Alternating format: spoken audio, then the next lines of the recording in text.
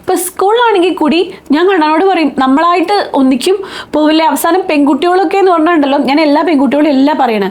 അതായത് അരീക്കോട് ഗ്രാമപഞ്ചായത്ത് 14-ാം ward UDF സ്ഥാനാർത്ഥി ബീങ് എ മാൻ, എൻ്റെ ഇന്ന് നമ്മുടെ നാട്ടിലെ നിയമവ്യവസ്ഥ കൊണ്ട് എൻ്റെയും ബാക്കിയുള്ള പുരുഷന്മാരുടെയൊക്കെ ഒരു ലിമിറ്റേഷനാണ്. എനിക്കൊരു ആക്ഷൻ കൊണ്ടോ അല്ലെങ്കിൽ ഒരു വാക്ക് കൊണ്ടോ ഒക്കെ എതിരെ സംസാരിക്കാൻ പറ്റും. വീണ്ടും വീണ്ടും ഈ വീഡിയോ കേൾക്കുമ്പോൾ അയാളുടെ മുഖം മനസ്സിൽ വരുന്നുണ്ട്, അയാളുടെ കുടുംബം എന്നൊക്കെ മനസ്സിൽ വരുന്നുണ്ട്. എന്നാൽ ഈ സംഭവം അറിഞ്ഞിട്ട് ഇപ്പൊക്കെ എന്തെങ്കിലും ഉണ്ടോ എന്ന് എനിക്കറിയാം. അവളുടെ വോയിസ് കേട്ടോ, അതും ഞാൻ കേൾപ്പിച്ചുതരാം. മക്കൾക്ക് പറഞ്ഞ് മനസ്സിലാക്കി കൊടുക്കാം, ഇത് ചെക്കന് പറഞ്ഞ് മനസ്സിലാക്കി കൊടുക്കാം കേട്ടോ. അത്രേ ഉള്ളൂ. നമസ്കാരം ആൻഡ് വെൽക്കം ബാക്ക്. എല്ലാവരും സുഖമായിട്ടിരിക്കുന്നു. ഒരുപാട് ദിവസത്തിന് ശേഷമാണ് ഞങ്ങൾ രണ്ടുപേരും കൂടി ഒരു വീഡിയോ ചെയ്യുന്നത്. ഇന്ന് ഈ ഒരു വിഷയത്തിൽ സംസാരിക്കേണ്ടി വന്നതിൽ വിഷമമുണ്ട്. പക്ഷെ അത് മാത്രമല്ല, ഇന്നിപ്പോൾ ഞാൻ ഈ വീഡിയോ ചെയ്യാതിരുന്ന സമയത്ത് ദീപക്കിൻ്റെ മരണം റിലേറ്റഡ് ആയിട്ട് ഒരുവിധം എല്ലാവരും കോൺടാക്ട് ചെയ്തു, ന്യൂസിലൊക്കെ വന്നിട്ടുണ്ട്, ക്ലിപ്പുകൾ നിങ്ങൾ കണ്ടിട്ടുണ്ടായിരിക്കാം. കുറച്ച് ദിവസങ്ങളായിട്ട് സർക്കുലേറ്റ് ചെയ്ത് നടക്കുന്ന ആ ഒരു വീഡിയോ ഒക്കെ കണ്ടിട്ടുണ്ടാവും. ബസ്സിലുള്ള ഹറാസ്മെൻ്റ് എന്നുള്ള പേരിൽ റീച്ച് കൂടാൻ വേണ്ടിയിട്ട് ഇപ്പോൾ കാണിക്കുന്ന ഒരു ട്രെൻഡ് അല്ലേ. അപ്പോൾ ഇത് റിലേറ്റഡ് ആയിട്ടുള്ള ഒരു വീഡിയോ ഞാൻ ചെയ്യാതിരിക്കുന്ന സമയത്ത് ഇവൾ പറയുന്നത് ഞാനും വരാതെ സംസാരിക്കാം. കാരണം വെച്ചാൽ ഒരു ആൺകുട്ടിയുടെ അമ്മ എന്നുള്ള കണ്ടീഷൻ, ഇപ്പം ഞാൻ പെൺകുട്ടികളുടെ അച്ഛൻ എന്നൊക്കെ പറഞ്ഞാൽ ഞാൻ പലപ്പോഴായിട്ട് പല കാര്യങ്ങളൊക്കെ സംസാരിക്കുമെങ്കിലും ഞങ്ങൾ വീട്ടിനുള്ളിൽ സംസാരിക്കുമ്പോൾ ഇത് ഏറ്റവും കൂടുതൽ സംസാരിക്കുന്ന ഒരു കാര്യമാണ് ആൺകുട്ടിയുടെ അമ്മ. അവർ ആസ് എ ആൺകുട്ടിയുടെ അമ്മ, ആൺകുട്ടിയുടെ അച്ഛൻ എന്നുള്ള കണ്ടീഷനിൽ ഈ ഒരു വീഡിയോ ഇങ്ങനത്തെ ഒരു അവസരത്തിൽ ചെയ്യേണ്ടി വന്നതിൽ വിഷമമുണ്ട് അല്ലേ. ഇത് വിഷയം അറിഞ്ഞിട്ടുണ്ടായിരിക്കും, ദീപക് എന്ന് പറഞ്ഞിട്ടുള്ള ഇനിയിപ്പോൾ ഇത് ആരെങ്കിലും അറിയാത്തിട്ടുണ്ടെങ്കിൽ അവർക്ക് വേണ്ടിയിട്ട് ഞാനൊരു ക്ലിപ്പ് ഇവിടെ പ്ലേ ചെയ്യാം. താഴെ നമുക്ക് ആ ഒരു ബസ്സിൻ്റെ കേസ് കുറച്ച് കണ്ട് പ്ലേ ചെയ്യാം അല്ലേ. ഒരുവിധം എല്ലാവരും കാര്യങ്ങൾ അറിഞ്ഞിട്ടുണ്ടായിരിക്കും. ഷിംജിത മുസ്തഫ എന്നാണ് ഈ സ്ത്രീ തന്നെ വിളിക്കണം. കാരണം എന്താ വെച്ചാൽ സ്ത്രീ സമൂഹത്തിൽ പെട്ടിട്ടുള്ള ഒരു സ്ത്രീകളിൽ ഇതിൽ പെട്ടിട്ടുള്ള ഒരു വ്യക്തിയാണ് അല്ലേ. അപ്പോൾ ഷിംജിത ഇത് എന്തെന്നറിയോ, ഈ നമ്മൾ ചില സിറ്റുവേഷനിൽ നമുക്ക് ചില ആൾക്കാരെ നമുക്ക് സഹിക്കാൻ പറ്റാത്ത സംഭവങ്ങൾ വരുമ്പോൾ നമ്മൾ ഭയങ്കരമായിട്ട് തെറി പറയും അല്ലേ. ഇപ്പം ഞാനൊക്കെ ഭയങ്കര രോക്ഷമൊക്കെ ആണെങ്കിൽ ഭയങ്കര തെറി പറയും. ഈ തെറിയുടെ ഒരു നെക്സ്റ്റ് ലെവലുണ്ട്. തെറി എന്ന് പറഞ്ഞാൽ നമ്മൾ ഭയങ്കരമായിട്ട് ദേഷ്യപ്പെട്ടിട്ട് എക്സ്ട്രീം ലെവലിൽ നമുക്ക് ദേഷ്യം തോന്നിയിട്ട് അതിൻ്റെ അപ്പുറവും നമുക്ക് എക്സ്പ്രസ് ചെയ്യാൻ പറ്റാത്തൊരു സിറ്റുവേഷനിൽ അവിടെ തെറി അപ്രസക്താണ് അല്ലേ. ഇവിടെ ഞാൻ ദേഷ്യം വിളിക്കുക, ഇവിടെ കുറേ മോളേന്നോ മറ്റേ തെറി ഇതൊക്കെ വിളിക്കുക, അത് അപ്രസക്തമാണ് കേട്ടോ. കാരണം അതിൻ്റെ ആ ഒരു സ്റ്റേജ് കഴിഞ്ഞു, എന്താ പറയുക, ഒരുപാട് മുങ്ങിയ കുളിരില്ല എന്ന് പറയുന്ന സിറ്റുവേഷൻ, ആ ഒരു അവസ്ഥ എനിക്ക് പേഴ്സണലി ഫീൽ ചെയ്യുന്നു അല്ലേ ഇത്. കാരണം എന്താ വെച്ചാൽ അത്രയും ഇങ്ങനൊരു കേസ്. ഇപ്പോൾ പഴയ വികൃതി എന്ന് പറഞ്ഞൊരു സിനിമ ഉണ്ടല്ലോ ഇത്, സുരാജിന്റെ, ശരിക്കൊരു എന്താ പറയാ, ഇതിനൊരു എക്സാമ്പിൾ ആയിട്ടുള്ളൊരു സത്യം ഫിലിമാണ്. കാരണം ഒരാളുടെ ജീവിതം നശിപ്പിക്കുക എന്ന് പറയില്ലേ, സ്വന്തം റീച്ചിന് വേണ്ടി ഒരാളുടെ ജീവിതം നശിപ്പിക്കുക, ഇതെനിക്ക് കേട്ടിട്ടുണ്ടല്ലോ, ഒട്ടും സഹിക്കാൻ പറ്റിയില്ലേ. കാരണം നമുക്ക് ആ സീൻ കാണുമ്പോൾ മനസ്സിലാവും ഇത് എത്രത്തോളം. അല്ലെങ്കിൽ ഞാനൊരു കാര്യം ചോദിക്കട്ടെ, തെറ്റാണോ എനിക്ക് അറിയില്ല കേട്ടോ, അത് വീഡിയോ എടുക്കാൻ വേണ്ടി എന്തിനാ ആ പെൺകുട്ടി അങ്ങനെ നിന്നെടുക്കൂ? ഇതെന്താ ഓട്ടോമാറ്റിക്കലി നമുക്ക് മൂവ് ചെയ്യേ എന്തെങ്കിലും ചെയ്തൂടെ? ഇത് സംഭവം റീച്ചാന്ന് തെളിയിക്കണം. കുറച്ച് ദിവസം മുന്നേ അബ്സാഖെ റജി എന്ന അക്കൗണ്ടിൽ നിന്ന് വേറൊരു സ്ത്രീ ഇതേ ഒരു സിറ്റുവേഷൻ കാണിച്ചു. പക്ഷെ അന്ന് എന്തോ ഒരു കരുണ ആ സ്ത്രീ, സത്യം പറയാം, ഇതിൻ്റെ ഷിംജിത മുസ്തഫേനെ അപേക്ഷിച്ച് നോക്കുന്ന സമയത്ത് അബ്സാഖെ റജിയോട്, ഇപ്പം ഞാൻ ഇവരുടെ ഷിംജിതമാരുടെ കാലഘട്ടമാണല്ലോ, ഈ ഷിംജിതയുടെ കാര്യം ചിന്തിക്കുന്ന സമയത്ത് അബ്സാഖെ റജീനോട് ബഹുമാനമാണ്. കാരണം എന്താ അറിയോ, അറ്റ്ലീസ്റ്റ് മുഖം ബ്ലർ ചെയ്യാനുള്ള ആ ഒരു കരുണ കാണിച്ചു. കരുണ കേട്ടോ, വിവേകം എന്നല്ല പറഞ്ഞ്, കുറച്ചൊരു കരുണ ആ ഒരു മനുഷ്യനോട് കാണിച്ചു. ഇല്ലെങ്കിൽ ഇത് രണ്ടാമത്തെ സംഭവമായിരുന്നു. അല്ല, അയാളുടെ അവസ്ഥ എന്താണെന്നുള്ളത് നമുക്ക് അറിയില്ല. ഇതിപ്പോ എന്താ വെച്ചാല് എൻ്റെ ഒരു അഭിപ്രായം ഞാൻ പറയാട്ടോ, ഇതില് ഇപ്പൊ ഇയാള് തെറ്റ് ചെയ്തിട്ടില്ല. ഈ വീഡിയോ അല്ല, ഇതല്ലാണ്ട് ഞാൻ വേറൊന്ന് പറയട്ടെ. ഇപ്പൊ ചെറുതായിട്ടൊന്ന് ബസ്സിൽ തന്നെ ഇങ്ങനെ മുട്ടുക, ഇതൊക്കെ നമ്മളൊക്കെ പഠിച്ചിട്ടുണ്ട്, ലൈൻ ബസ്സിൽ പോയിട്ടുണ്ട്, എല്ലാം ഉണ്ടായിട്ടുണ്ട്. അപ്പോൾ ഇങ്ങനെ മുട്ടുകയൊക്കെ ചെയ്യുമ്പോൾ നമ്മളപ്പോൾ ചില ആൾക്കാർക്ക് അങ്ങനത്തെ ഒരു മാനസിക രോഗം ഉണ്ടാവും. അപ്പം നമ്മൾ അവരോട് പ്രതികരിക്കുക പറഞ്ഞാൽ ഈ വീഡിയോ എടുത്തിട്ട് അല്ലാണ്ട് നമുക്ക് പ്രതികരിക്കാം. അപ്പോൾ ചിലപ്പോൾ നമ്മുടെ കൂടെ അവിടെ ചുറ്റുമുള്ള ആൾക്കാർ കൂടും, അയാൾ പിന്നീട് അതൊന്ന് പേടിക്കുകയും ചെയ്യും. പ്രതികരിക്കാം. പക്ഷേ ഈ സോഷ്യൽ മീഡിയയിൽ ഇങ്ങനെ ഇത് നിന്നെടുത്ത് പിന്നെ മൊബൈലിലെടുത്ത് സോഷ്യൽ മീഡിയയിൽ പ്രചരിപ്പിക്കുമ്പോൾ ഒരു കാര്യം ഓർക്കണം, ഇയാൾ മാത്രമല്ല അയാൾക്കുള്ളൂ, അയാൾ വീട്ടിൽ കുറേ ആൾക്കാരുണ്ട്. അവർ വീണ്ടും സമൂഹത്തിൽ ഇറങ്ങി നടക്കണം. അവർക്ക് മക്കള്, അവരുടെ ഭാര്യ, ഇവരൊന്നും ഒരു തെറ്റും ചെയ്തിട്ടുണ്ടാവില്ല. അപ്പം ഇയാൾ ഏതോ ഒരാൾ എന്തോ ചെയ്തതിന് ഈ ബാക്കിയുള്ളവരൊക്കെ അനുഭവിക്കാം. പക്ഷേ ഞാൻ ഇപ്പോഴും പറയണത് ഈ കേസ് അല്ല ഇത് ഞാൻ പറഞ്ഞത്. ഈ കേസിൽ ഇയാൾ ഒരു തെറ്റും ചെയ്തതായിട്ട് എനിക്ക് തോന്നിയില്ല. ഇയാള് അല്ലേ ഞാൻ പറഞ്ഞുകൊണ്ടിരുന്നത്, ഈ അബ്സാഖെ റജി തുടങ്ങി വെച്ച ട്രെൻഡ്, അബ്സാഖെ റജി അല്ല, സത്യം പറഞ്ഞാൽ പഴയ മസ്താനി കേസിലാണ് ഇതുപോലത്തെ സംഗതികൾ പുറത്തു വന്നിട്ടുള്ളത്. സവാദിന കേസിൽ അത് വളരെ കൃത്യമായിട്ട് ആ കുട്ടി അവിടെ പ്രതികരിച്ചു. മസ്താനി അവിടെ വളരെ കൃത്യമായിട്ട് അവിടെ തന്നെ സ്പോട്ടിൽ പ്രതികരിച്ചു. ഫോർ എൻ എവിഡൻസ് അവിടെ വീഡിയോ എടുത്തു വെച്ചു. ഇത് ഈ വീഡിയോ കണ്ട സമയത്ത് എനിക്ക് 2 ദിവസം തിരക്കായതുകൊണ്ടാണ് ഞാൻ അതിലൊരു വീഡിയോ നമുക്ക് പ്രതികരിക്കാനോ ചെയ്യാനോ പറ്റില്ല. ഇതെന്തെന്നറിയോ, വളരെ കൃത്യമായിട്ട് മനസ്സിലാക്കുന്ന ഒരു കാര്യമാണ്. അയാളൊന്നും ചെയ്യില്ല, അയാൾ എന്തോ ലോകത്താണ്. സത്യം അയാള്, ഞാൻ സീരിയസ് ആയിട്ട് പറഞ്ഞാൽ ആ വീഡിയോ ഫസ്റ്റ് കണ്ട ആൾക്കാർക്ക് എനിക്ക് തോന്നിയിട്ട കാര്യം, ആ മനുഷ്യൻ ഏതോ ഒരു ലോകത്താണ്. അയാൾ എവിടെയോ അയാളുടേതായ ലോകത്താണ്. ഞാൻ ചോദിക്കുന്നത് വെച്ചാൽ ഈ പെണ്ണിന് തോന്നിയിട്ടുള്ള ഈ ഒരു സംഭവം ഉണ്ടല്ലോ, ഇത് ചെയ്യാൻ വേണ്ടി തോന്നിച്ചു എന്ന് തന്നെ പറയാം. ഇത് മനഃപൂർവ്വം തന്നെയാണ്. സോഷ്യൽ മീഡിയയിൽ റീച്ചിന് വേണ്ടി മാത്രം ആ ഒരു സ്ത്രീ കാണിച്ചു കൂട്ടിയിട്ടുള്ള സംഭവമാണെന്നുള്ളത്. വേറെ കുറച്ചും കൂടി മനക്കെട്ടുള്ളൊരു വ്യക്തിയാണ് ആ പെണ്ണിൻ്റെ അടുത്ത് നിന്നിരുന്നെങ്കിൽ എന്ന് ഞാൻ സീരിയസ്ലി ആലോചിക്കുകയാണ്. ഇയാളല്ലാതെ അയാളുടെ ഒരു വിധി അങ്ങനെ ആയിപ്പോയി. അയാളുടെ വിധി ഈ പിശാചിൻ്റെ അടുത്ത് ബസ്സിൽ നിൽക്കേണ്ട ഒരു അവസ്ഥ വന്നു. പൊതു ഇടങ്ങളിൽ സ്ത്രീകൾക്കും പുരുഷനും, പണ്ട് സ്ത്രീകൾക്ക് സെപ്പറേറ്റ് സീറ്റ് എന്നൊക്കെ പറഞ്ഞിരുന്നു അല്ലേ? എനിക്ക് തോന്നുന്നത് ഇനി വേണ്ടത് വയ്യ, ഞാൻ ചെയ്യില്ല കേട്ടോ. നമ്മൾ പബ്ലിക് ട്രാൻസ്പോർട്ട് യൂസ് ചെയ്യണമെന്നുണ്ടെങ്കിൽ മോനോടും പറയും. ഇപ്പം ഞാൻ ഈ വീഡിയോ തുടങ്ങാനുള്ള റീസൺ വെച്ചാൽ ഞങ്ങൾ എപ്പോഴും പറയുന്ന ഒരു കേസാണ്, ഞങ്ങൾക്കൊരു മകനുണ്ട്. ഇപ്പൊ നമ്മൾ പറയുകയാണെങ്കിൽ ഇപ്പൊ എല്ലായിടത്തും ഇത് ശ്രദ്ധിക്കണം കേട്ടോ. ഇപ്പൊ സ്കൂളിലാണെങ്കിൽ കൂടി ഞാൻ കണ്ണനോട് പറയും, നമ്മളായിട്ട് ഒന്നിക്കും പോവില്ലേ. അവസാനം പെൺകുട്ടികളൊക്കെ എന്ന് പറഞ്ഞിട്ടുണ്ടല്ലോ, ഞാൻ എല്ലാ പെൺകുട്ടികളും എല്ലാം പറയണേ. കാരണം എല്ലാവരും ന്യായം, എല്ലാവരും കൂടെ നിൽക്കുക പെൺകുട്ടികളുടെയാ. അപ്പൊ ഈ ആൺകുട്ടിയുടെ അവസ്ഥ എന്താണെന്ന് മനസ്സിലാക്കില്ല. അത് ഇപ്പൊ മനസ്സിലാവുക ആർക്കാന്നറിയോ? ആൺകുട്ടികളും അമ്മമാർക്കും അച്ഛന്മാർക്കും. ബാക്കി എനിക്ക് രണ്ടും ഉണ്ട്, അതുകൊണ്ട് എനിക്ക് രണ്ടും പറയാം. ഞാൻ പെൺകുട്ടികളെ എനിക്ക് ഇതാക്കി പറഞ്ഞു. പെൺകുട്ടി ഉണ്ടായിട്ടും ഇതോ നീ ഇപ്പൊ അങ്ങനെ സംസാരിക്കേണ്ട സിറ്റുവേഷനിലേക്ക് എത്താൻ കാരണം എനിക്ക് ഭയങ്കര പേടിയാ. കുട്ടികൾ ചിലപ്പോൾ പിന്നെ ആരും ഈ ആൺകുട്ടിയുടെ ഭാഗത്തുള്ള ന്യായമേ ശ്രദ്ധിക്കില്ല. അത് നല്ല പേടിയാ. അപ്പൊ പുരുഷൻ അവിടെ ന്യായം പറയാൻ ചാൻസ് ഇല്ല. സത്യം പറഞ്ഞാലോ, ഇപ്പൊ റീസെന്റ് ആയിട്ട് ഞാൻ രാഹുൽ ഈശ്വറിനെ പലപ്പോഴായിട്ട് വിമർശിച്ചിട്ടുണ്ട് ചില കേസിൽ. പ്രത്യേകിച്ച് ഹണി റോസിന്റെ കേസിലൊക്കെ വന്ന സമയത്ത് ഹണി റോസിനെയൊക്കെ സപ്പോർട്ട് ചെയ്ത് സ്ത്രീകളും പുരുഷനും വരുന്ന സമയത്ത് സ്ത്രീകളെ സപ്പോർട്ട് ചെയ്ത് സംസാരിക്കേണ്ട ഒരു സിറ്റുവേഷൻ നമുക്ക് ഉണ്ടായിട്ടുണ്ട്. പക്ഷെ ഞാൻ പോലും ഞാൻ എനിക്കൊരു പെൺകുട്ടി ഉണ്ടായിട്ട് കൂടി ഞാൻ പറയുന്നത്. കാരണം അത്രയ്ക്ക് ദാരുണമായ സംഭവം എന്ന് പറഞ്ഞു കഴിഞ്ഞാൽ, അയാൾക്ക് പിന്നെ അച്ഛനും അമ്മയുണ്ട്, അവർക്ക് ജോലിയും കാര്യങ്ങളൊന്നുമില്ല. ഞാൻ അതിനെക്കുറിച്ച് വീട്ടിലെ കാര്യങ്ങൾ പറയണില്ല. എനിക്കത് ആലോചിക്കുമ്പോൾ തന്നെ അവിടെ വീട്ടിലെ കഥ ആലോചിക്കുമ്പോൾ സഹിക്കാൻ പറ്റുന്നില്ല. പക്ഷെ ഞാൻ ഇത്രേ പറയണുള്ളൂ. ഞാൻ നേരത്തെ പറഞ്ഞതിൻ്റെ കണ്ടിന്യൂഷൻ വരികയാണ്. ഈ മനുഷ്യന് പകരം, ഈ ഹതഭാഗ്യന് പകരം വേറെ ഏതെങ്കിലും ഒരു മനക്കെട്ടുള്ളൊരു വ്യക്തിയായിരുന്നെങ്കിൽ, ഞാൻ സുഹൃത്തുക്കൾക്കും മനസ്സിലായില്ല എന്ന് പറഞ്ഞത്. ഇയാൾ ഇങ്ങനെ ചെയ്യുന്നുള്ളത് തീരെ പ്രതീക്ഷിച്ചിട്ടില്ല എന്നുള്ളത്. കുറച്ചും കൂടി മനക്കെട്ടി ഈ കൂട്ടത്തിൽ അതും കൂടി ചെയ്യാം കേട്ടോ. രക്ഷിതാക്കൾക്ക് ചെയ്യാം. ടീച്ചേഴ്സ് ആരെയും കേൾക്കുന്നുണ്ടെങ്കിൽ നിങ്ങളുടെ ആൺകുട്ടികളായ ആൺകുട്ടികളായ സ്റ്റുഡൻസിനോട് ഇതും കൂടി ചെയ്യുക. സ്വന്തം മക്കള് ആത്മധൈര്യം കൊടുക്കുക. നമ്മൾ കുട്ടിയോട് പറയില്ലേ, പുറത്തേക്ക് ഇറങ്ങുമ്പോൾ മോനെ വണ്ടി വരും, ആൾക്കാർ പിടിച്ചുകൊണ്ടുപോകും എന്ന് പറയുന്ന കൂട്ടത്തിൽ ആൺകുട്ടികളോട് കൊടുക്കാൻ പറ്റുന്ന ഒരു ഉപദേശമാണ്. പബ്ലിക് ട്രാൻസ്പോർട്ട്, പൊതു ഇടങ്ങളിൽ പോകുന്ന സമയത്ത് നിങ്ങൾ വളരെ, ഇപ്പം ഇന്നത്തെ കാലത്തൊക്കെ കുട്ടികളൊക്കെ ഭയങ്കര സോഷ്യലാണ്, അടുത്ത് ഇടപഴകിയിട്ടാണ് സ്കൂളുകളിലൊക്കെ വളരുന്നത് അല്ലേ? ഭയങ്കര സോഷ്യലായിട്ടാണ്.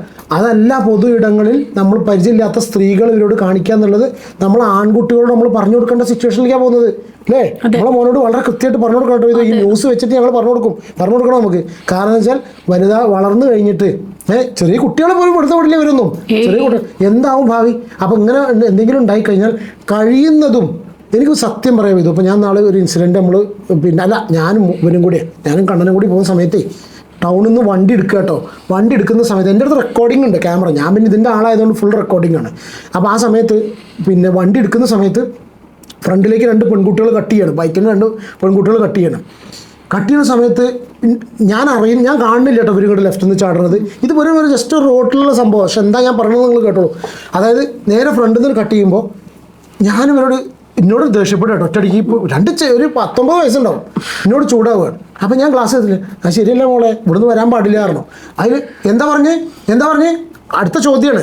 അപ്പം ഞാൻ എന്താ അറിയോ, ഗോപ്രോ ഓണാ ക്യാമറ കാറിൽ റെക്കോർഡ് ചെയ്യും, വ്ളോഗ് എടുക്കാൻ വേണ്ടിയിട്ട് മോനോട് ഇരിക്കുന്നുണ്ട്. ഞാൻ ഈ ക്യാമറ എൻ്റെ അടുത്ത് ഇപ്പോഴും ഉണ്ട് ആ ഫുട്ടേജ്. ഞാൻ ആ ക്യാമറ നേരെ തിരിച്ചിട്ട് കാണിച്ചു കൊടുത്തു, എൻ്റെ ക്യാമറ ഉണ്ട് ഇവിടെ. ഇത് ഞാൻ എന്നോട് പറയില്ലേ, നമ്മൾ കണ്ണട വാങ്ങുന്ന കേസ് പറഞ്ഞപ്പോൾ പറഞ്ഞില്ലേ, അതായത് മെറ്റാ സൺഗ്ലാസ് വാങ്ങുന്ന കേസ് പറഞ്ഞപ്പോൾ പറഞ്ഞു, സത്യം പറഞ്ഞാൽ ഞാൻ ആ ക്യാമറ ആ 2 പെൺകുട്ടികൾക്ക് അപ്പം കാണിച്ചു കൊടുത്തില്ലെങ്കിൽ ഒരു പക്ഷേ അവരെന്നോട് ഞാൻ മോശം പറഞ്ഞു എന്ന് എനിക്കെതിരെ തിരിഞ്ഞിട്ടുണ്ടെങ്കിൽ എന്താ എൻ്റെ അവസ്ഥ? എൻ്റെ ആൾക്കാർ മൊത്തം അടി വർഷമല്ല, അടി കഴിഞ്ഞിട്ട് വേറെ അർത്ഥം ഉണ്ടാവുള്ളൂ. ഞാൻ കുറ്റക്കാരനാവും. പിന്നെ ഞാൻ എന്താവും, ഒരു സെക്ഷൽ ഹരാസ്മെന്റിന് ചെയ്തൊരു വ്യക്തിയായി മാറും. സെക്ഷൽ പെൺകുട്ടീനെ 19 വയസ്സുള്ള ഇത്രയും വയസ്സുള്ള ഞാൻ മകളെ പ്രായമുള്ള ഒരു പെൺകുട്ടികളെ ഹരാസ് ചെയ്തു എന്ന് പറഞ്ഞ രീതിയിലാവും ഞാൻ. അപ്പോൾ നമ്മൾ കുട്ടികൾക്ക് പറഞ്ഞു കൊടുക്കേണ്ട കൂട്ടത്തിലേക്ക് ഒരു കാര്യം കൂടി വരികയാണ്. അതായത് പൊതു ഇടങ്ങളിൽ ബസ്സും കാര്യങ്ങളൊക്കെ യൂസ് ചെയ്യുന്ന സമയത്ത് ശ്രദ്ധിച്ച് യൂസ് ചെയ്യുക.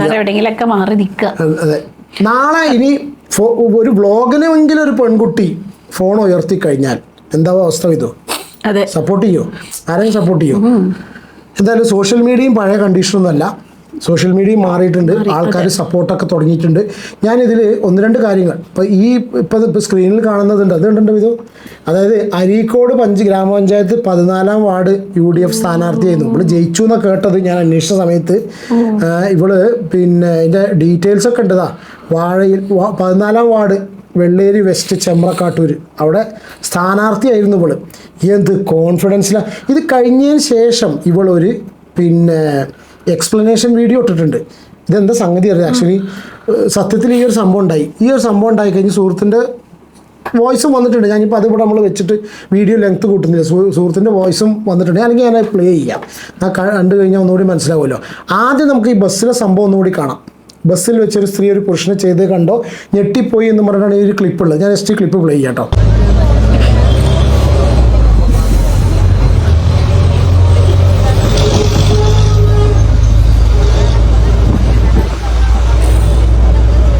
ഇതിലയാൾ എന്തെങ്കിലും അറിയണ്ടോ? ഓളെ മുഖം നോക്കും ഇത്. ഈ മുഖം നോക്കെന്ന് പറഞ്ഞിട്ട് നീ ഇതാക്കല്ല കേട്ടോ, ഒരാളെ മുഖം കണ്ട് മനസ്സിലാക്കാന്ന് നോക്കും. ഇത് നമ്മൾ പ്രതീക്ഷിക്കുമോ? ഓളെ എന്താ അയാളെ കയ്യിൻ്റെ മുട്ടിൻ്റെ അടുത്തേക്ക് ഓള് ഇതും കൊണ്ട് അല്ലേ?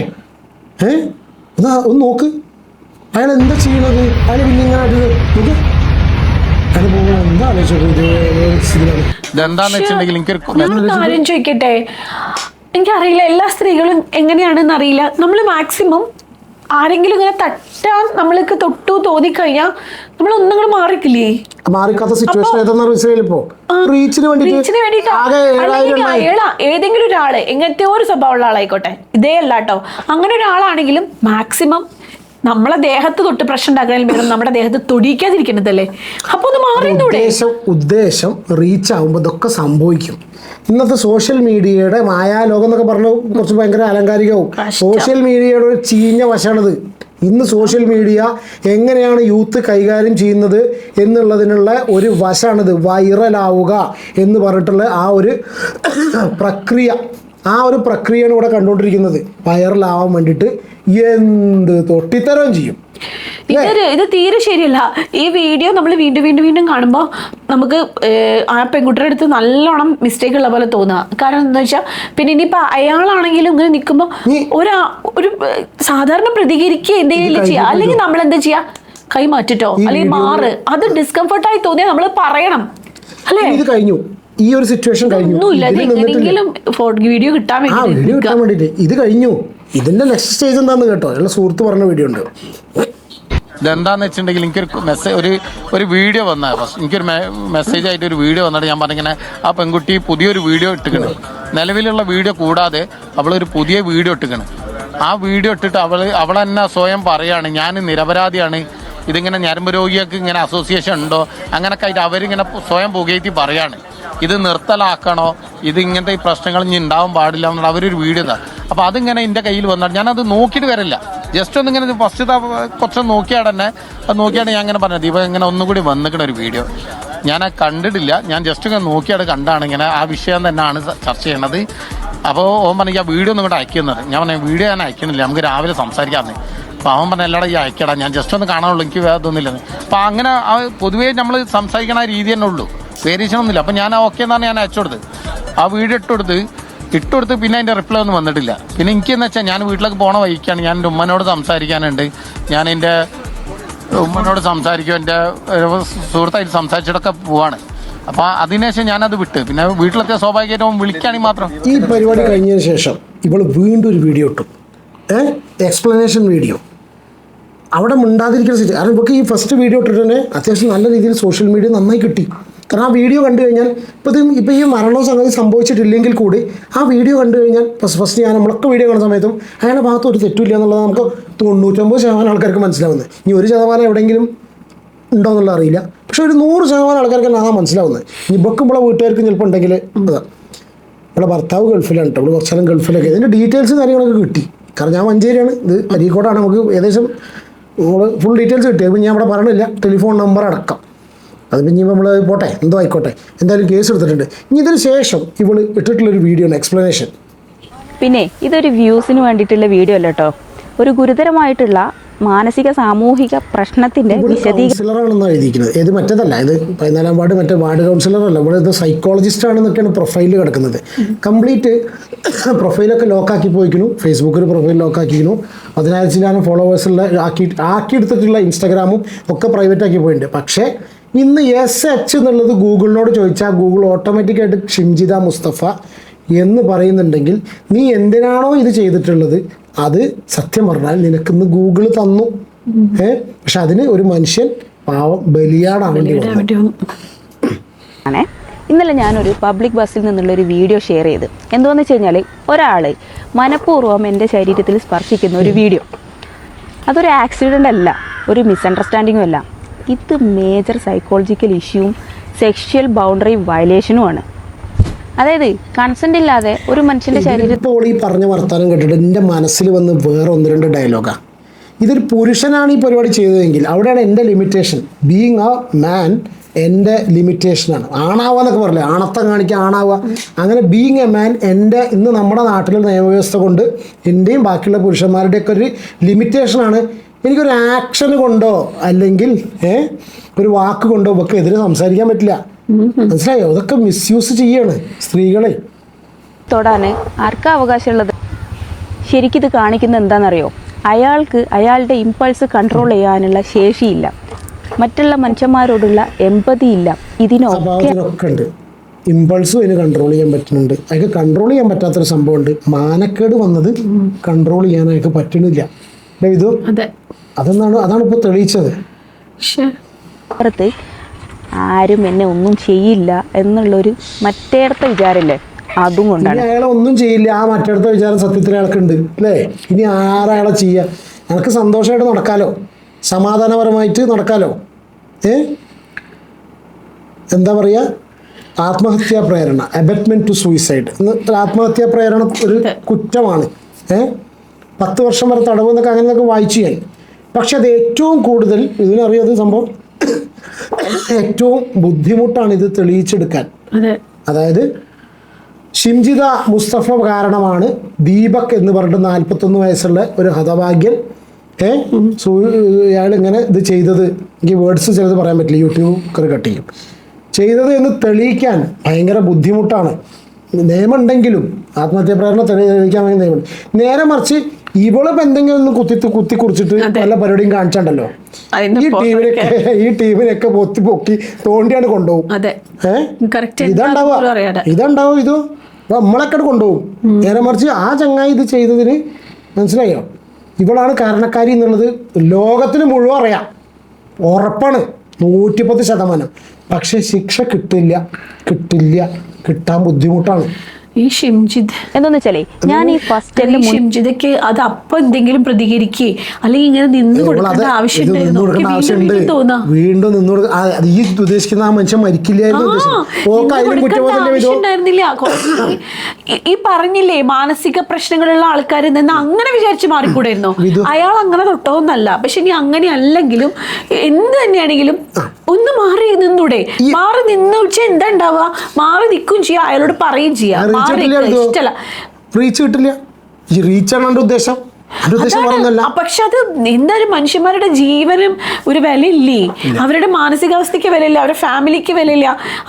എന്തെങ്കിലുമൊക്കെ കുറച്ച് കാര്യങ്ങൾ ചിന്തിച്ചൂടെ? അതൊന്നല്ല വില, ഈ വില ഇതിന് മറ്റേ മാരാരെ തട്ടാണിത്. അതായത് എന്തുണ്ടെങ്കിലും റീച്ചിന്റെ തട്ട് താണിരിക്കുന്ന കേസാണ് ഇത്.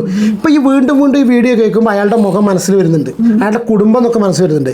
എന്നാൽ ഈ സംഭവം അറിഞ്ഞിട്ട് ഇപ്പൊക്കെ എന്തെങ്കിലും ഉണ്ടോ എന്ന് അറിയാം. ഉള്ള വോയിസ് കേട്ടോ, അതും ഞാൻ കേൾപ്പിച്ചുതരാം. ഞാൻ ആദ്യം ഉള്ള കേൾപ്പിക്കാത്ത കേട്ടോളൂ. ഒരു പെൺകുട്ടിക്കുള്ള ഡിസ്റ്റർബൻസ് കണ്ടിട്ട് എൻ്റെ ഫോണിൽ വീഡിയോ ഓണാക്കി ഇങ്ങനെ പിടിച്ചു. ഈ വീഡിയോ ഓണാക്കിയത് അയാൾ കണ്ടിട്ടുണ്ട്. അയാളത് കണ്ടുകൊണ്ടിരിക്കെ തന്നെ അയാൾ കുറച്ച് നേരം അങ്ങനെ നിന്നു, വേറെ കുഴപ്പമൊന്നുമില്ല. കുറച്ച് കഴിഞ്ഞപ്പോൾ അയാളത് പിന്നെ റിപ്പീറ്റ് ചെയ്തുകൊണ്ടിരിക്കുക. അതിൽ നിന്ന് എന്താ മനസ്സിലാക്കുന്നത്? വീഡിയോ എടുത്താലും എനിക്ക് പ്രശ്നമില്ല, എങ്ങനെ ആയാലും പ്രശ്നമില്ല, ഞാൻ ചെയ്യാനുള്ളത് ചെയ്തുകൊണ്ടിരിക്കും എന്നുള്ളത്. ഇത് കാണിക്കുന്നത് ഇയാളിതൊരു പാറ്റേൺ ആയിട്ട് കണ്ടിന്യൂ ചെയ്യുന്നുണ്ട് എന്നുള്ളതാണ്. എന്ന് വെച്ച് കഴിഞ്ഞാൽ അയാളുടെ ബിഹേവിയറിൽ നല്ല പ്രശ്നമുണ്ട്. ഇതൊരു മെയിലിൻ്റെ നോർമൽ ബിഹേവിയർ അല്ല, ഇൻസ്റ്റിങ്ക്റ്റും അല്ല, ടെംപ്റ്റേഷനും അല്ല, പിന്നെന്താ അൺകറക്റ്റഡ് ബിഹേവിയറാണ്. സൈക്കോളജി പറയണതേ unchallenged behaviour become repeated behaviours. നമ്മൾ എന്താ ചെയ്യേണ്ടത്? ഞാൻ ഇന്നലെ ആ വീഡിയോ എടുത്ത് ഡൗട്ടാണേ, നമ്മൾ ഉദ്ദേശിക്കുന്നത് ഒരു ബിഹേവിയറൽ പ്രോബ്ലം ആണ്. ഈ ബിഹേവിയറൽ പ്രോബ്ലം ആണെന്ന് ഇത്രയും സൈക്കോളജി പഠിച്ച് ഇവർക്ക് അറിയെങ്കിൽ ഇവൾ എന്താ ചെയ്യേണ്ടത്? ഇത് സോഷ്യൽ മീഡിയയിൽ ഇട്ടിട്ട് അയാളെ വീണ്ടും നശിപ്പിക്കുകയാണോ ചെയ്യേണ്ടത്? ഒരു ബിഹേവിയറൽ തെറാപ്പിയോ അങ്ങനെ എന്തെങ്കിലും ചെയ്യണം എന്ന് പറയല്ലേ ചെയ്യുക? ഈ വിഷയത്തിൽ എത്ര ചോദ്യം ചോദിച്ചാലും അതിനൊറ്റ ഉത്തരം എനിക്ക് അല്ലെങ്കിൽ സമൂഹത്തിന് നടക്ക് തരാനുള്ളൂ. എന്താ അറിയോ, ഇത് റീച്ചിന് വേണ്ടിയിട്ടാണ്. എന്തൊക്കെയാ പറയണേ? അങ്ങനെ ബിഹേവിയറൽ പ്രോബ്ലം ആണ്, അല്ലാണ്ട് അതല്ല ഇതല്ല എന്നൊക്കെ വലിയ വിവരമുള്ള പോലെ പറയുമ്പോൾ വിവരം ഇല്ലാന്ന് എനിക്ക് മനസ്സിലായി. കാരണം അതൊരു അയാളുടെ ബിഹേവിയറൽ പ്രോബ്ലം ആണെങ്കിൽ അയാളുടെ ബിഹേവിയറൽ പ്രോബ്ലം മാറ്റാൻ ഇതാണോ വഴി? പിന്നെ ഇയാൾ ചെയ്തത് എനിക്കിപ്പോഴും അത് കൺവിൻസ് ആയിട്ടില്ല. ഓളെ മനസ്സിൽ ഇപ്പോഴും ഇവൻ ഈ ദീപക് ഇങ്ങനത്തെ ഒരു വ്യക്തിയാണെങ്കിൽ എൻ്റെ മനസ്സിൽ ഈ സമാധാനിച്ചോ, ഈ അങ്ങനെ കണ്ടിട്ടുള്ള മനുഷ്യൻ ലോകത്തില്ല. ഇനി അത് വിചാരിച്ചു ബിഹേവിയർ മാറ്റണ്ട, അതാണ് സമാധാനിക്ക്. കാരണം വെച്ചാൽ അങ്ങനെ ഒരുത്തരും ഇനി ഇല്ല. ഇനി അനക്ക് പേടിക്കാണ്ട് നടക്കാലോ ബസ്സിലൊക്കെ. നാളെ നടക്കാം. കാരണം ഒന്നും ചെയ്യില്ല, ഇവിടെ ഒന്നും ചെയ്യില്ല, ഇവിടെ നിയമത്തിനൊന്നും ചെയ്യാൻ പറ്റില്ല. പക്ഷെ കുറ്റബോധം തന്നെ സാധനം ഉണ്ടെങ്കിൽ അതുകൊണ്ട് നീറി കഴിയാം. മക്കളുണ്ടോ നിനക്കെന്ന് അറിയില്ല, ഇവർക്ക് മക്കളുണ്ടോയെന്ന് അറിയില്ല. നിനക്ക് മക്കളല്ല, നിനക്കൊരു ആൺകുട്ടി ഉണ്ടോ എന്നുള്ളത് അറിയില്ല, നിനക്ക് അനിയൻ താഴെ ഉണ്ടോ എന്നുള്ളത് അറിയില്ല. തട്ടേണ്ട വിധം. ഞാൻ അതുകൊണ്ടാണ് ഈ ഇവളും കൂടി ഇരിക്കാൻ കാരണം. എനിക്ക് ഞാൻ എന്താ പറയണ അറിയോ കൂട്ടേട്ടാ, അപ്പോഴും ഞാനൊരു ചോദ്യം സെയിം കാര്യം പറയണേ, ഇവളുടെ കുട്ടികള് എന്ത് കഴിച്ചു? ഞാൻ ഇങ്ങനത്തെ ആൾക്കാരുടെ ഫാമിലിനെ കുറിച്ച് ചിന്തിക്കുമ്പോ പറയാം, മക്കൾ എന്ത് കഴിച്ചു, അവരെ വീട്ടിലുള്ളവർ എന്ത് കഴിച്ചു അല്ലേ? ശരിയാണ് വിധോ, ശരി പറഞ്ഞ കറക്റ്റാ. ഞാൻ നമ്മളതും ചിന്തിക്കുകയാണ്, ഇവളതും ചിന്തിക്കുകയാണ്. ഞാനൊരു നിമിഷം ചിന്തിച്ചിട്ടില്ല. ഇവളെ പോലുള്ള ആൾക്കാർ ഇന്ന് ചിന്തിക്കുന്നത് നാളെ മാറും.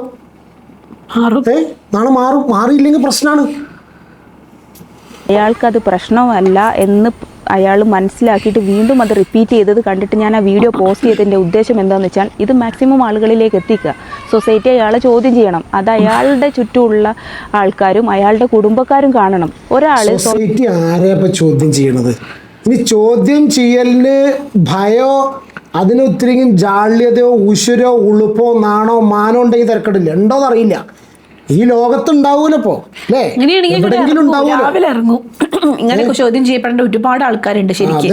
അങ്ങനെ ഇറങ്ങി നടന്ന് കണ്ടുപിടിച്ച് ചോദ്യം. അതിന് ക്യാമറ ഒന്നും പൊക്കണ്ട, ക്യാമറ പൊക്കി പിടിക്കണ്ട, ബസ്സിൽ കയറണ്ട, രാവിലെ ഇറങ്ങിക്കോ.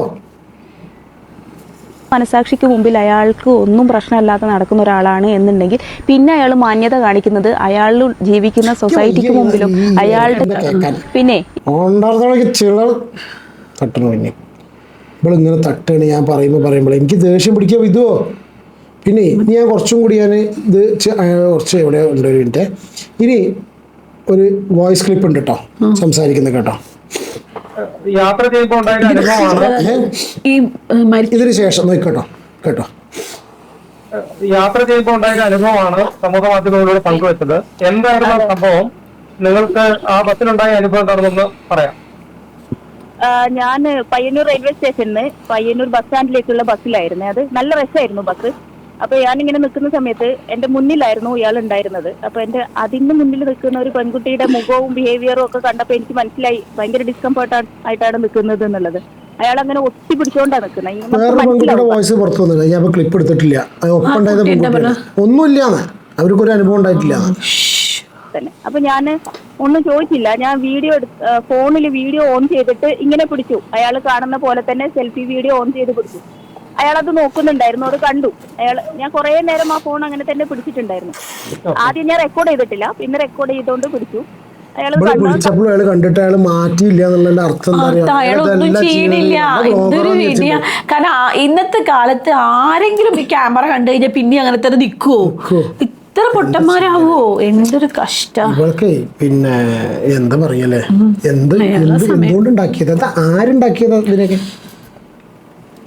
സമയത്ത് അയാൾ ഭയങ്കര കൂളായിട്ടാണ്, ഒന്നും ചെയ്തില്ല, അങ്ങനെ നിന്നു. അത് കഴിഞ്ഞ് കുറച്ച് കഴിഞ്ഞപ്പോ പിന്നെ കുറച്ച് തിരക്കൊക്കെ കഴിഞ്ഞു. പെട്ടെന്ന് ബസ് സ്റ്റാൻഡിൽ എത്തിയിട്ടുണ്ട്. ബസ് സ്റ്റാൻഡിൽ എത്തിയപ്പോൾ ഞാൻ പിന്നെ വീഡിയോ ഓൺ ചെയ്തോണ്ടിരുന്നു. കാരണം അയാൾ ഇങ്ങോട്ട് റൂമിൽ നിൽക്കാനാണ് ശ്രമിച്ചുകൊണ്ടിരിക്കുന്നത്. അപ്പോൾ വീഡിയോ ഓൺ ചെയ്ത് വെച്ചു.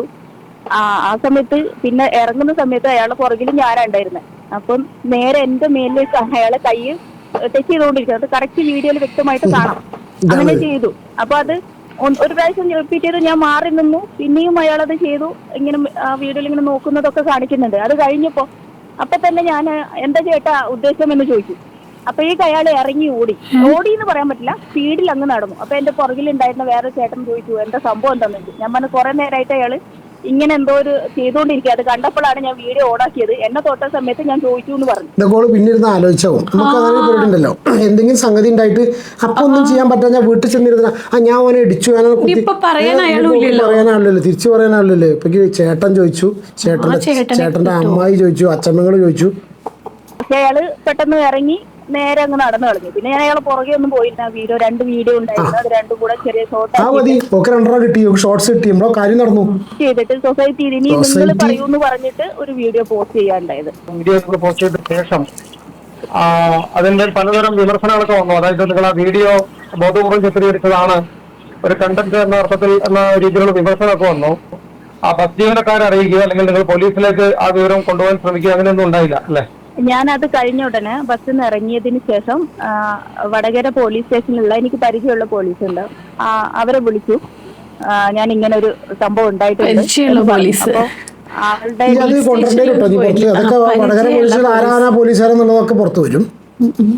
ഞാൻ പറഞ്ഞ ഡീറ്റെയിൽസ് എങ്ങനെ കിട്ടാനാ, ഞാൻ വീഡിയോ എടുത്തിട്ടുണ്ട്, ഞാൻ എന്തായാലും പോസ്റ്റ് ചെയ്യാൻ പോവാ. കാരണം വീഡിയോ ചെയ്യുന്ന സമയത്ത് അയാൾ അത് കണ്ടിട്ടുണ്ടായിരുന്നു.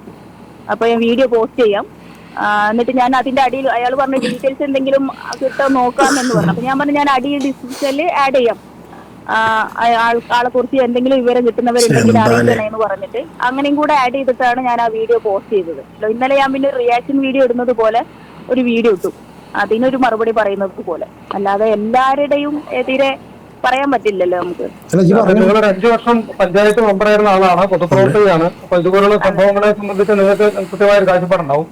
അപ്പോ ഇതൊരു കൃത്യമായ ലൈംഗിക അതിക്രമം തന്നെയായിട്ട് നിങ്ങൾക്ക് ഫീൽ ചെയ്തു. അതായത് ആ തൊട്ട് മുന്നിലുള്ള യാത്രക്കാരുടെ കാര്യത്തിലും പിന്നീട് നിങ്ങളുടെ കാര്യത്തിലും അത് കൃത്യമായി. എനിക്ക് എന്റെ കാര്യത്തിൽ തന്നെ പൂർണ്ണമായിട്ട് 100% ഉറപ്പ് അയാള് എനിക്ക് ഇഷ്ടമല്ല എന്ന് മനസ്സിലാക്കിയിട്ട് പോലും പിന്നെ അയാൾ ടച്ച് ചെയ്തുകൊണ്ടിരിക്കുക.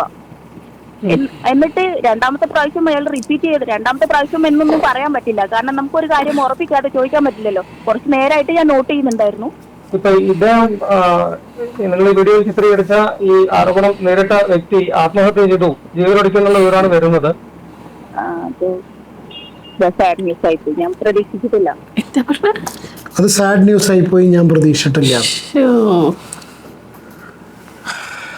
എന്താ പറയലേ, നല്ല ആട്ടാട്ടാനാണ് തോന്നുന്നത്. ആട്ട് എന്നൊക്കെ പറഞ്ഞിട്ടുണ്ടല്ലോ, ഞാൻ അങ്ങനെയൊന്നല്ല സംസാരിക്കല്. പിന്നെ ആ പറഞ്ഞ കേസാണ്, നമ്മൾ ആ ആട്ടാട്ടിൽ വലിയ അർത്ഥമില്ല. കാരണം എന്താ വെച്ചാൽ ഇനിയിപ്പോൾ എന്താ ആട്ടിട്ടെന്തായാലും എന്താട്ടിട്ട് നമ്മൾ എന്ത് പറഞ്ഞിട്ടെന്താ, ഒറ്റ കാര്യം മാത്രം മക്കൾക്ക് പറഞ്ഞ് മനസ്സിലാക്കി കൊടുക്കാം. ഇത് ചെക്കന് പറഞ്ഞ് മനസ്സിലാക്കി കൊടുക്കാം കേട്ടോ. അത്രേ ഉള്ളൂ.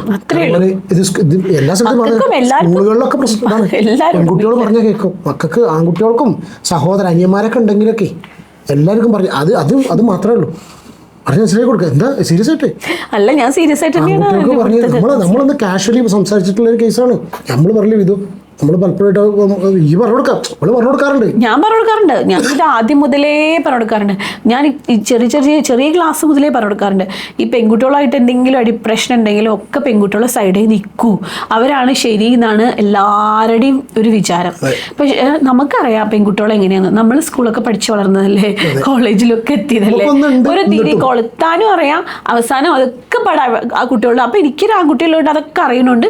ഞാൻ എന്താ പറയാ ശരിക്കും പറഞ്ഞു കൊടുക്കാറുണ്ട്. നമുക്കത് കൺട്രോൾ ചെയ്യാൻ പറ്റില്ല. എനിക്കൊരു മോളുണ്ട് കേട്ടോ, അപ്പോൾ എനിക്ക് രണ്ടും പറയാം. എനിക്ക് രണ്ടും പറയണോണ്ട് ഒരു കുഴപ്പമില്ല. രണ്ടും അറിയാം. അതെ, ഒന്നും പറയാനില്ല അല്ലേ ഇത്? അതെ, ഇത്ര തന്നെ ഉള്ളൂ. രക്ഷയില്ല.